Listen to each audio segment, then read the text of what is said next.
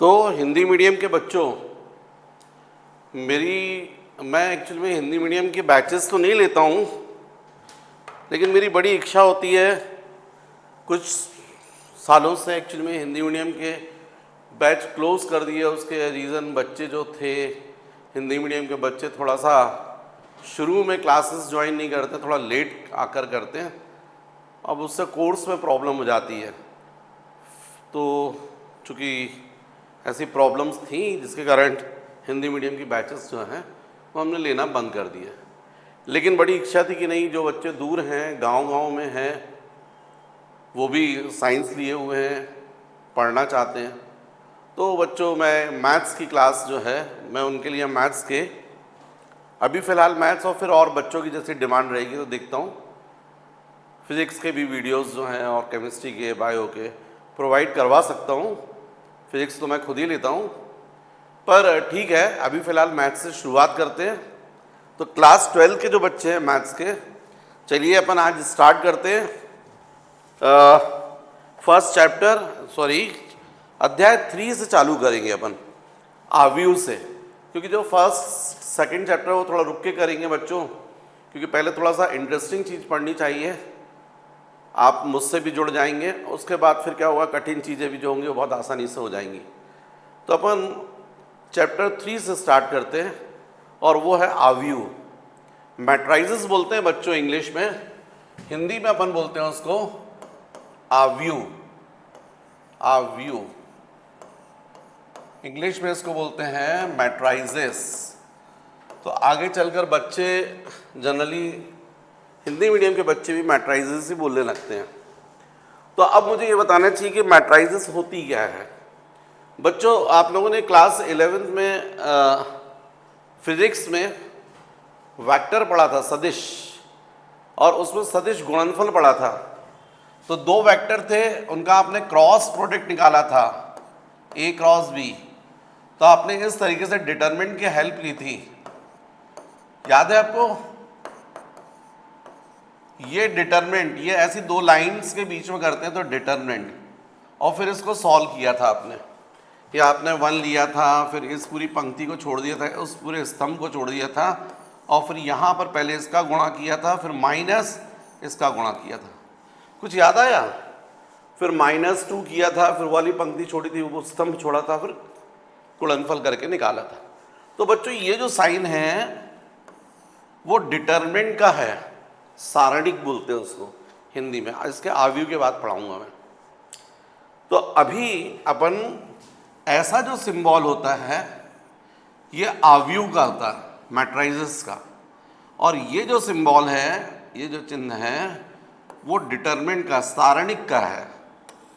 अभी फिलहाल अपन को आव्यूह पढ़ना है, तो जरा समझे, मैं आपको समझाता हूँ। देखो, ये सिंपल ऐसा चिन्ह है, आव्यूह मैट्राइजेस का। 1 2 3 4 5 6 7 8 9, इस तरीके से हम लोग आव्यूह के अंदर, मैट्राइजेस के अंदर लिखते हैं। इसमें बच्चों ये जो कहलाती है, ये पंक्तियां कहलाती है। पहली पंक्ति, दूसरी पंक्ति, तीसरी पंक्ति। इंग्लिश में इसको रो बोलते हैं, इसलिए R1, इसको R2 और इसको R3 से व्यक्त करते हैं। पंक्तियां इंग्लिश में रोज। और ये होते हैं बच्चों स्तंभ, कॉलम्स, C1, C2, C3, ये कॉलम्स कहलाते हैं, है ना? इसलिए उसको C से रिप्रेजेंट करते हैं, स्तंभ। और बच्चों ये जो अंदर लिखे ना 1 2 3, इनको बोलते हैं अवयव, एलिमेंट्स, या प्रविष्टियां भी बोलते हैं, एंट्रीज। एलिमेंट्स और एंट्रीज, अवयव या प्रविष्टियां। अब देखो यहाँ 3 पंक्तियां दिख रही हैं और 3 स्तंभ दिख रहे हैं, तो यहाँ इसकी कोटि होगी 3/3, इसको ऑर्डर बोलते हैं, कोटि। पहले नंबर पर जो होती, पहले जो लिखते हैं वो पंक्तियों की संख्या और यहाँ पर स्तंभों की संख्या। तो चूंकि 3 पंक्ति थी, 3 रो थी, इसलिए 3 ये लिखा, और 3 स्तंभ थे, 3 कॉलम्स थे, इसलिए ये। अब ये जो आपको दिख रहा है इसको बोलते हैं कोटि या ऑर्डर, इंग्लिश में ऑर्डर बोलते हैं। अभी आप लोग शुरुआत में रहेगा, फिर आगे चल के आप लोग भी वही यूज करते हो। ये 3 इंटू 3 करने का मतलब है 9। इसका मतलब इसमें कितनी प्रविष्टियां हैं, कितने अवयव हैं? 9 एलिमेंट्स हैं, राइट। तो ये बच्चों अवयव से संबंधित बातें मैं आपको बता रहा था। इसी को यदि अपन संकेतों के आधार पर यदि व्यक्त करें तो ऐसा बताते, A11, A12, A13, A21, A22, A23, A31, A32, A33। यहां बच्चों 11 का मतलब है पहली पंक्ति पहला स्तंभ, फर्स्ट रो फर्स्ट कॉलम। ये पहली पंक्ति दूसरा स्तंभ, फर्स्ट रो सेकंड कॉलम। पहली पंक्ति तीसरा स्तंभ, फर्स्ट रो थर्ड कॉलम। दूसरी पंक्ति पहला स्तंभ, सेकंड रो फर्स्ट कॉलम। ये हो जाएगा second row second column, second row third column. तीसरी पंक्ति पहला स्तंभ, तीसरी पंक्ति दूसरा स्तंभ, तीसरी पंक्ति तीसरा स्तंभ। इसका ऑर्डर हो जाएगा बच्चों 3/3। ये जो आखिरी एलिमेंट होता है वही इसका ऑर्डर होता है। तो इस तरीके से हम लोग व्यक्त करते हैं। मेरे ख्याल से अवयव से रिलेटेड बात आपको क्लियर हो गई। तो बच्चों नेक्स्ट अपन देखते हैं अवयव के प्रकार, टाइप्स ऑफ मैट्राइजेस। प्रकार, अवयव के प्रकार, टाइप्स ऑफ मैट्राइजेस। तो बच्चों पहले अपन को देखना चाहिए कॉलम मैट्रिक्स, स्तंभ अवयव। तो स्तंभ अवयव जो होता है इसमें हमेशा केवल एक ही स्तंभ होता है। कितनी भी पंक्तियां हो सकती हैं, 1 2 3 4, लेकिन कॉलम एक ही होगा। जैसे यहां पर इसका ऑर्डर हो जाएगा 4/1, क्योंकि 4 पंक्तियां एक ही स्तंभ है। तो इसको बोलते हैं स्तंभ अवयव या कॉलम मैट्रिक्स, कॉलम मैट्रिक्स। दूसरा होता है बच्चों पंक्ति अवयव, इसको बोलते हैं रो मैट्रिक्स। इसमें एक ही रो रहेगी, 1 2 3 4, और इसलिए इसका ऑर्डर होगा 1/4। 3 अवयव होते, 3 एलिमेंट्स 1 2 3, तो ऑर्डर कहलाता 1/3। पंक्ति एक ही होगी। नेक्स्ट वर्ग अवयव, इसको बच्चों बोलते हैं स्क्वायर मैट्रिक्स। इसमें जितने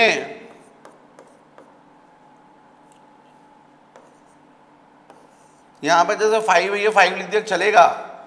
हो सकता है यहां का अवयव जो है 5 हो, कोई जरूरी नहीं कि 8 ही आएगा।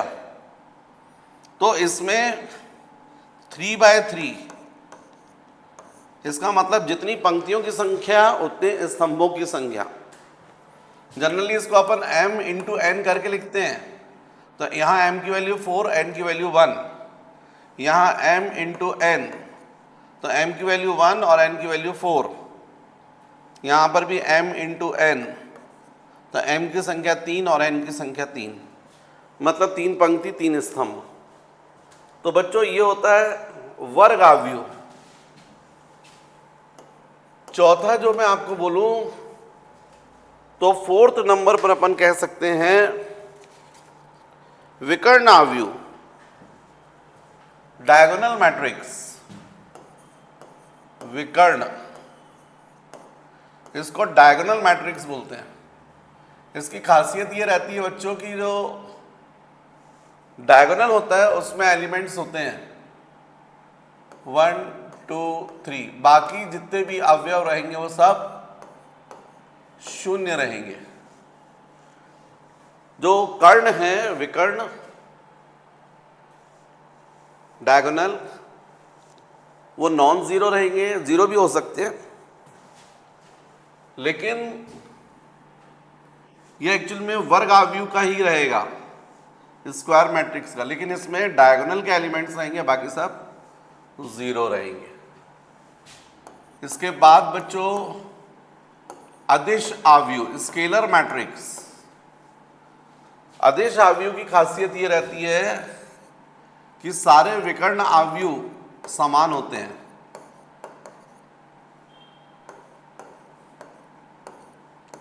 होता ये भी विकर्ण मैट्रिक्स है, विकर्ण मैट्रिक्स का ही प्रकार है, पर सारे अवयव जो होते हैं अदिश मैट्रिक्स में, स्केलर मैट्रिक्स में समान होते हैं।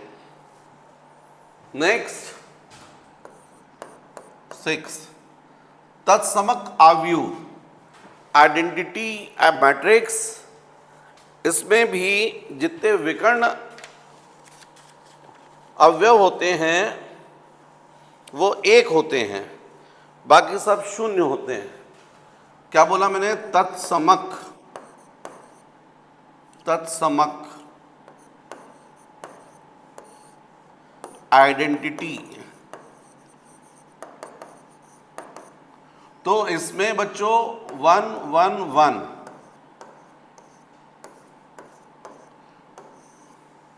विकर्ण मैट्रिक्स का ही प्रकार ये भी है। देख रहे, एक स्तंभ आव्यूह बताया, एक ही स्तंभ, पंक्ति आव्यूह एक ही पंक्ति, वर्ग जितनी पंक्तियां उतने स्तंभ। विकर्ण आव्यूह केवल विकर्ण के अवयव रहेंगे, बाकी सब शून्य रहेंगे। अदिश आव्यूह विकर्ण आव्यूह का ही प्रकार है, लेकिन सारे विकर्ण के अवयव समान रहेंगे। अदिश मैट्रिक्स बोलते हैं स्केलर मैट्रिक्स, इसको डायगोनल मैट्रिक्स बोलते हैं, डायगोनल। तत्समक आइडेंटिटी मैट्रिक्स, इसमें ये भी विकर्ण आव्यूह का प्रकार है, लेकिन इसके विकर्ण के सारे अवयव जो रहे एक रहेंगे, बाकी सब शून्य। और लास्ट शून्य मैट्रिक्स, जीरो मैट्रिक्स। इस मैट्रिक्स में सारे अवयव शून्य रहेंगे।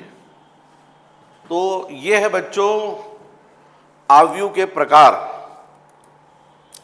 नेक्स्ट मुझे बताना चाहिए आव्यूहों की समानता, इक्विलिटी ऑफ मैट्राइजेस, आव्यूहों की समानता। तो बच्चों 1 2 3 4 एक ये मैट्रिक्स है, 1 2 4 3 ये दूसरी मैट्रिक्स है। ये दोनों मैट्रिक्स बराबर नहीं है, क्योंकि अवयव बदल गए हैं। आप देखो सेकंड रो फर्स्ट कॉलम, दूसरी पंक्ति पहला स्तंभ, यहां 3 था और यहां पर 4। ठीक, तो ये समान नहीं है। 1 2 3 4 1 2 3 4 5 6 ये भी समान नहीं है। ये दोनों मैट्रिक्स समान नहीं है। यहां पर ये तो अवयव समान है, लेकिन यहां एक्स्ट्रा पंक्ति आ गई है, मतलब ऑर्डर डिफरेंट हो गया। ये 2x2 का है और ये 3x2 की मैट्रिक्स है, इसलिए ये भी बराबर नहीं है। लेकिन यदि 1 2 3 4 1 2 3 4 ये समान मैट्रिक्स है, ऑर्डर भी समान, अवयव भी समान। तो जब ऐसी कंडीशन रहती है तब अपन उसको बोलते हैं समान मैट्रिक्स, इक्विलिटी ऑफ मैट्रिक्स, अवयवों की समानता। अब बच्चों इतना जो अपन ने पढ़ा है इसके आधार पर अपन एक्सरसाइज 3.1 कर सकते हैं। तो चलिए, जितने हिंदी मीडियम के बच्चे हैं, चूँकि अब सीबीएसई में भी है हिंदी मीडियम होता है और एमपी बोर्ड में भी, तो एक कॉमन चीज़ अपन पकड़ते हैं एनसीईआरटी की बुक।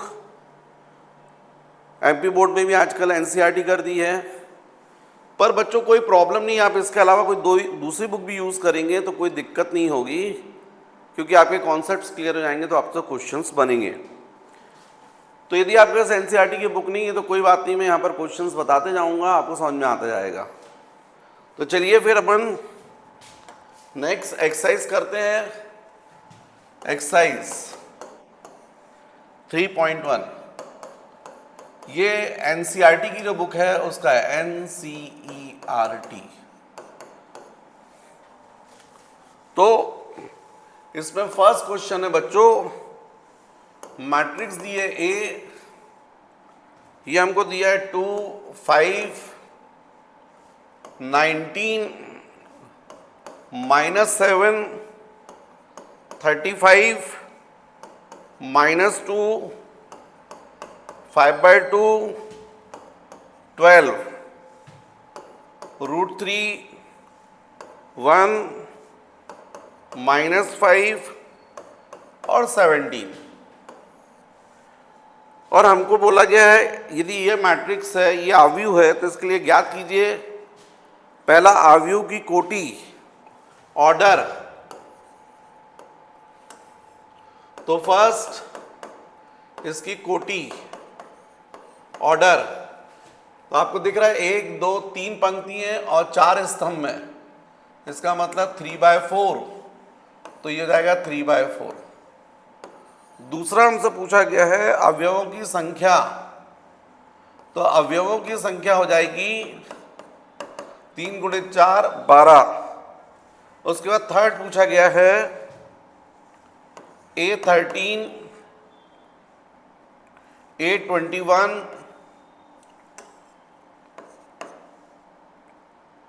A33, A24 और A23, इनके मान। तो बच्चों A13 आप बता सकते हो, फर्स्ट रो थर्ड कॉलम 19 ये होगा। A21 दूसरी पंक्ति पहला स्तंभ, दूसरी पंक्ति पहला स्तंभ 35। A33 तीसरी पंक्ति तीसरा स्तंभ -5। A24 दूसरी पंक्ति चौथा स्तंभ 1, 2 ये 12।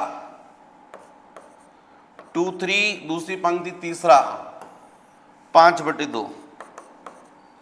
ये आंसर हो जाएंगे। नेक्स्ट क्वेश्चन नंबर 2, यदि किसी आव्यूह में 24 अवयव हैं तो संभव कोटि क्या होगी? यदि इसमें 13 अवयव हो तो कोटि क्या होगी?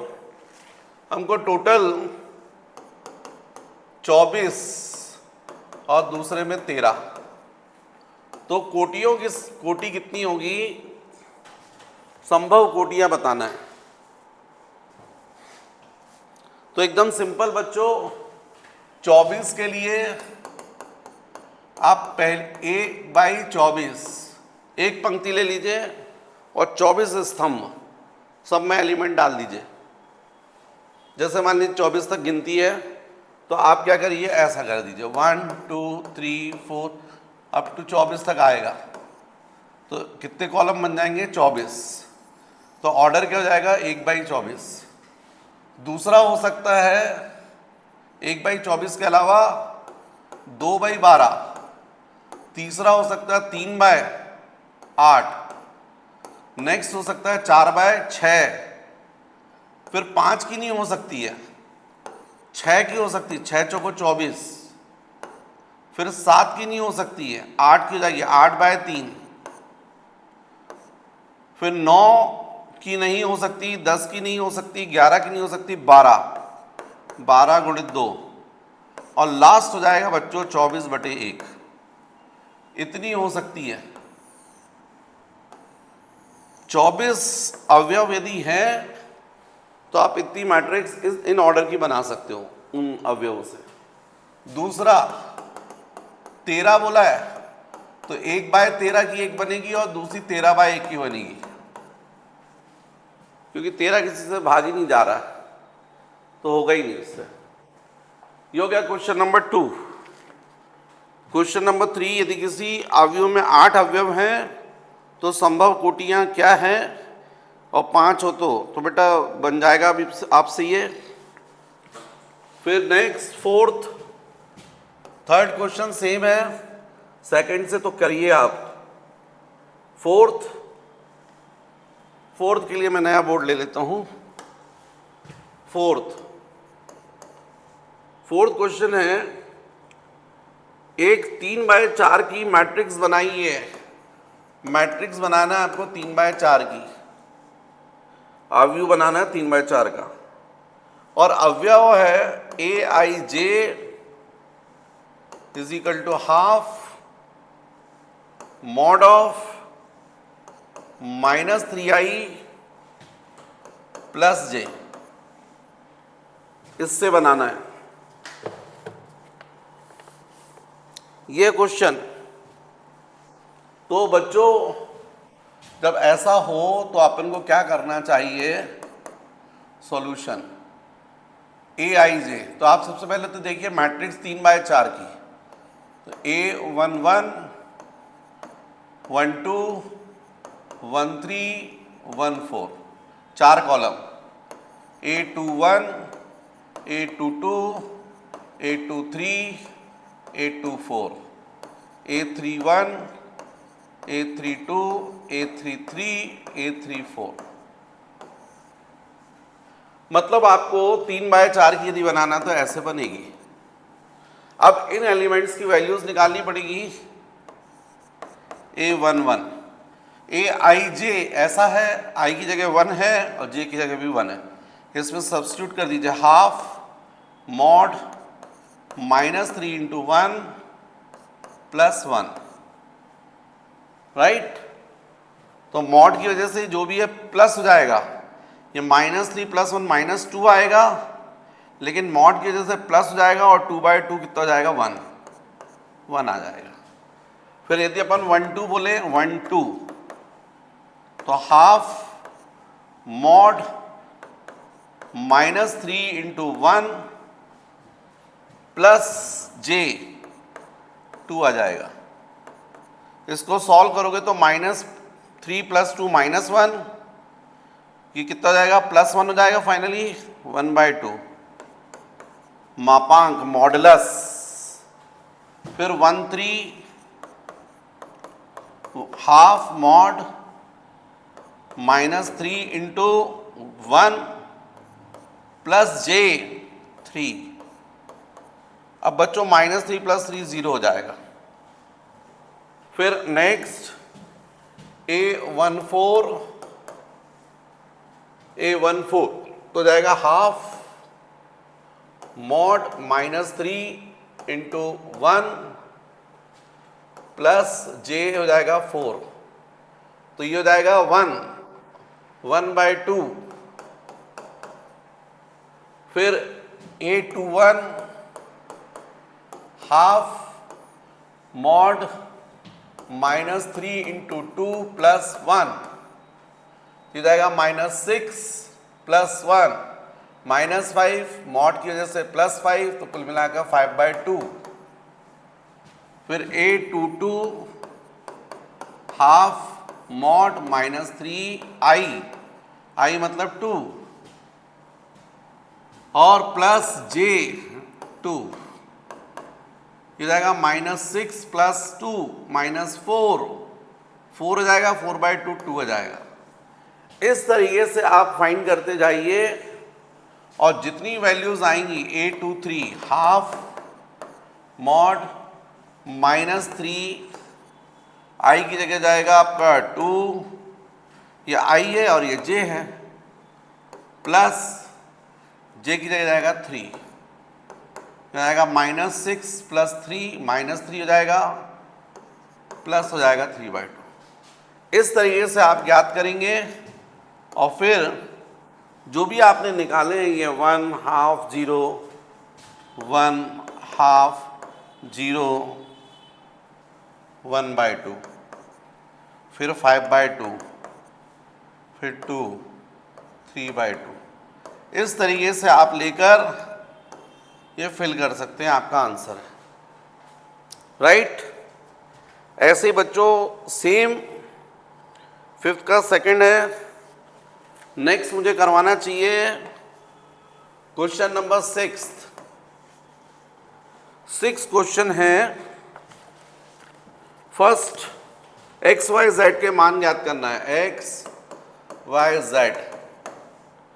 उसमें फर्स्ट दिया हुआ है 4 3 x5 is equal to y z 1/5। X y z के मान ज्ञात करना है। आपको दिख रहा है यहां पर x है, यहां पर 1, x इज इक्वल टू 1, क्योंकि बराबर है। अवयव यदि बराबर हैं तो अवयव जो हैं वो भी समान होंगे। तो x इज इक्वल टू 1, यहां पर y है, यहां पर 4 है, तो y इज इक्वल टू 4, यहां पर z है, यहां पर 3 है, तो z इज इक्वल टू 3।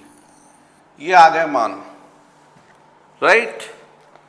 अब 6 का सेकंड भी करते हैं, चलिए 6 सेकंड है क्वेश्चन x + y, यहाँ 2 5 + z xy is equal to 6 2 5 8। यहां पर आपको एक्स वाई जेड के मान ज्ञात करने। कैसे करोगे? तो भाई x + y और ये 6, तो x + y is equal to 6। एक इक्वेशन ये बन गया, एक इक्वेशन ये बन रहा है 5 + z इज इक्वल टू 5, और एक ये बन रहा है xy इज इक्वल टू 8। ये तीसरा इक्वेशन बन रहा है। तीनों को सॉल्व कर लीजिए, एक्स वाई जेड की वैल्यू जाएंगी। एक राशि अज्ञात हो उसको ज्ञात करना तो एक समीकरण की आवश्यकता होती है, दो राशियां यदि अज्ञात हो तो दो समीकरण की आवश्यकता होती है, और तीन राशियां अज्ञात हो तो तीन समीकरण की आवश्यकता होती है। तो आप देखो, आप सेकंड वाले इक्वेशन को सॉल्व करोगे तो 5 5 क्या जाएगा, कैंसिल, तो z इज इक्वल टू क्या जाएगा, 0। ट्रांसफर करेंगे तो 5 - 5 बच रहा है आपका x और y। तो जो 1 पता है 3 पता है, तो आप x - y की वैल्यू निकाल लो। x - y² क्या होता है, x + y² -4 times of xy। तो x - y² is equal to x + y² हो जाएगा 6² -4 टाइम्स ऑफ xy मतलब 8। तो x - y is equal to √over, ये जाएगा 36 - 32, 4 आ जाएगा, वर्गमूल के बाहर आएगा 2, स्क्वायर रूट के बाहर। तो अब हमको x + y की वैल्यू पता है 6, और x - y हमने निकाल लिया है 2। यदि हम इन दोनों को हल कर दें, केवल जोड़ दें बस, तो y कैंसिल हो जाएगा, 2x is equal to 8, x is equal to 4। x के मान को समीकरण 1 में रख दीजिए, y की वैल्यू आ जाएगी। तो by 1 y is equal to 6 - 4 2।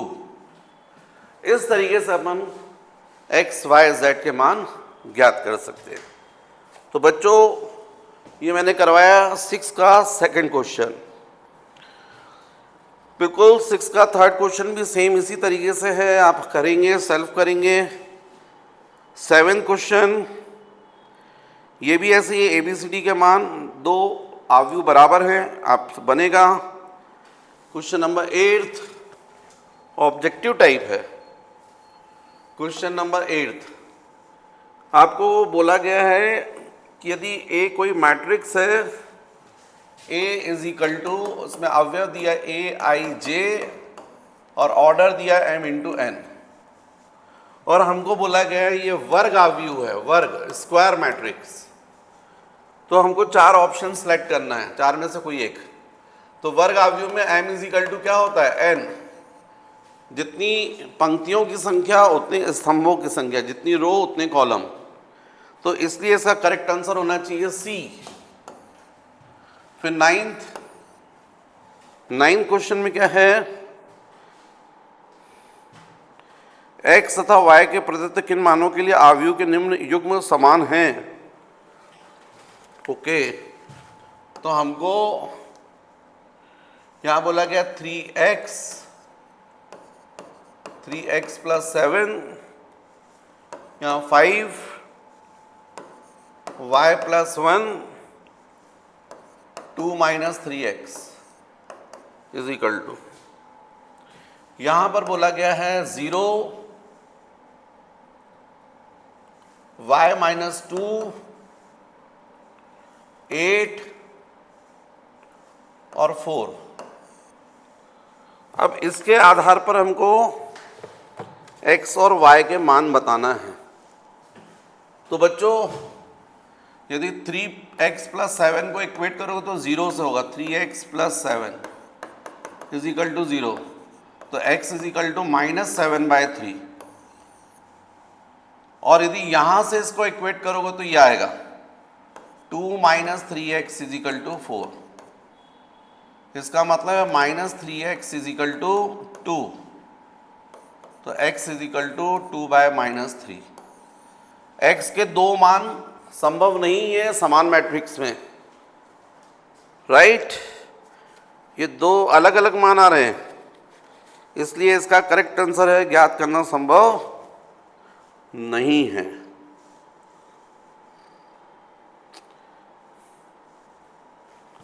Next 10th question